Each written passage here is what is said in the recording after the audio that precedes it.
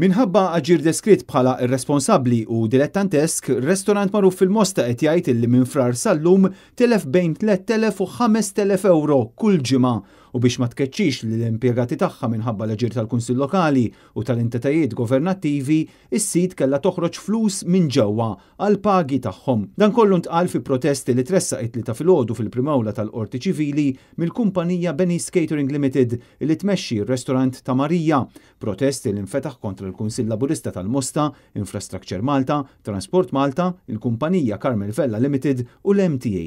Il-protesti jgħid li dawn ix-xogħlijiet ħolqu kaos enormi fl-aħħar xhur fil-Mosta minħabba l-inkompetenza grassa fit-tfassil u twettiq tagħhom u jfakkar kif fis-7 ta' frar is-Sindku Laburista Chris Grech u Infrastructure Malta kienu ordnawlhom biex ineħħu ż-żona fuq barra tar-restorant fejn kienu jilqgħu il-klijenti, dan sabiex ikunu jistgħu jsiru x-xogħlijiet infrastrutturali fi triq il-Kostituzzjoni u jkunu installati l-katusi għall-ilma tax-xita.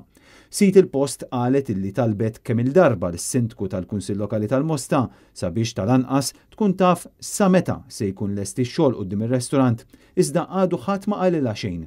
Għalhekk is-sit qed titlob biex minnu fih ikollhom id-deċenza li jinformawha bid-data sa meta x-xogħlijiet infrastrutturali li qed jagħmlu se jkunu konklużi definittivament u li jassigurawa illi kif wedwa f'Jannar li għadda iż-żona tal-imwejjed fuq barra tkun tista' titqiegħed fejn kienet.